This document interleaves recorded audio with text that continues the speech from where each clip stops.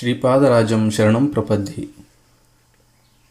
ಪರಮಹಂಸ ಸದ್ಗುರು ಶ್ರೀ ಸತ್ ಉಪಾಸಿ ಅನುಗ್ರಹಿತ ಭಗವದ್ವಿಚಾರ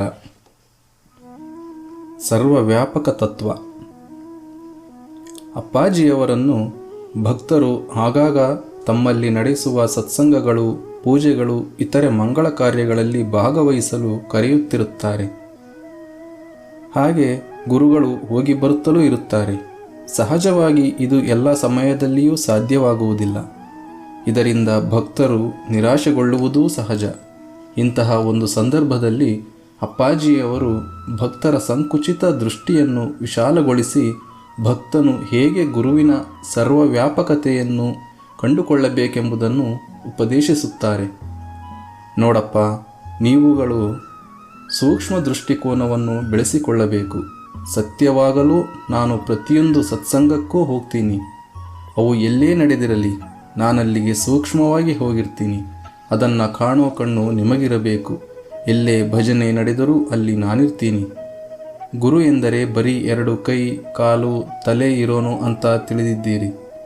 ಶರೀರ ರೂಪದಲ್ಲಿ ಕಣ್ಣಿಗೆ ಕಾಣಿಸೋ ಇವನು ಈ ಶರೀರದಿಂದ ಮನೆಗೆ ಬಂದು ಬಲಗಾಲು ಇಟ್ಟು ಒಳಗೆ ಬರಬೇಕು, ಒಳ್ಳೆಯದಾಗಬೇಕು.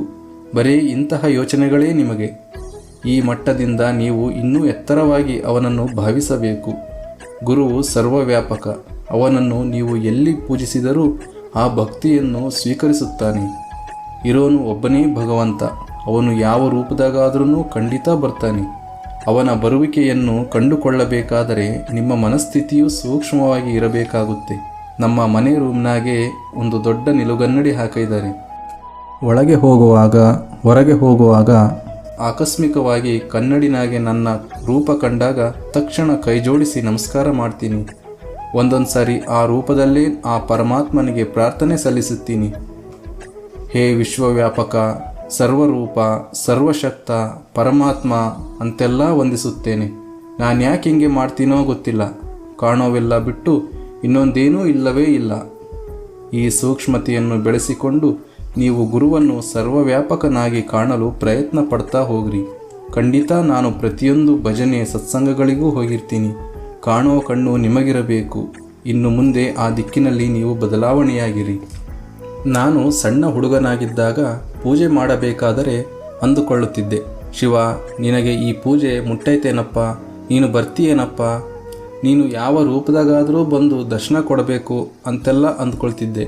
ಪೂಜೆ ಮುಗಿಸಿಕೊಂಡು ಹೊರಗೆ ಬಂದ ತಕ್ಷಣ ದೇವಸ್ಥಾನದ ಶಿಖರದ ಮೇಲೆ ಪಾರಿವಾಳನೋ ಬೆಳ್ಳಕ್ಕಿನೋ ಕಂಡುಬರುತ್ತಿತ್ತು. ಶಿವ, ದರ್ಶನ ಕೊಟ್ಟು ಬಿಟ್ಟೆ ಕಣಪ್ಪ ಅಂತ ಕೈ ಮುಗಿದು ಬಿಡುತ್ತಿದ್ದೆ. ಗರುಡ ಪಕ್ಷಿ ಬಂದು ಶಿಖರಕ್ಕೆ 3 ಸಾರಿ ಪ್ರದಕ್ಷಿಣೆ ಹಾಕಿ ಕಳಸದ ಮೇಲೆ ಕುಳಿತುಕೊಳ್ಳುತ್ತಿತ್ತು. ಶಿವನೇ ಈ ರೂಪದಾಗೆ ಬಂದಿದ್ದಾನೆ ಅಂದ್ಕೊಳ್ತಿದ್ದೆ. ಯಾವುದನ್ನ ನಾಯಿ ಸರಿಯಾಗಿ ಅದೇ ಸಮಯಕ್ಕೆ ಬಂದರೆ, ಬಂದೇನಪ್ಪ ಶಿವ, ಬಾರಪ್ಪ ಪ್ರಸಾದ ತಗಳಪ್ಪ ಅಂತ ಅದಕ್ಕೆ ಏನಾದರೂ ಪ್ರಸಾದ ಕೊಡುತ್ತಿದ್ದೆ. ಇದೆಲ್ಲ ಸುಮ್ಮನೆ ಅಂದ್ಕೊಳ್ಳೋದಲ್ಲ. ಭಗವಂತನ ಇರುವಿಕೆಯನ್ನು ಎಲ್ಲೆಲ್ಲೂ ಕಾಣುವಂಥ ಸೂಕ್ಷ್ಮತೆಯನ್ನು ಹೊಂದಿದಾಗ ಅವನೇ ಎಲ್ಲ ಕಡೆ ಯಾವ ರೂಪದಾಗಾದರೂ ಕಂಡುಬರುತ್ತಾನೆ. ಭಗವದ್ಭಕ್ತಿ ಉಳ್ಳವರಿಗೆ ಮಾತ್ರ ಇದು ಅರ್ಥ ಆಗುತ್ತೆ. ನೀವೇನೇ ಪೂಜೆ ಭಜನೆ ಮಾಡಿರಿ, ಅದನ್ನು ವಿಶಾಲವಾದ ಭಾವದಲ್ಲಿ ಮಾಡಿ. ಆಗ ನಿಮ್ಮ ಮನಸ್ಸು ವಿಕಾಸವಾಗುತ್ತದೆ. ಜೈ ಗುರುದೇವ ದತ್ತ.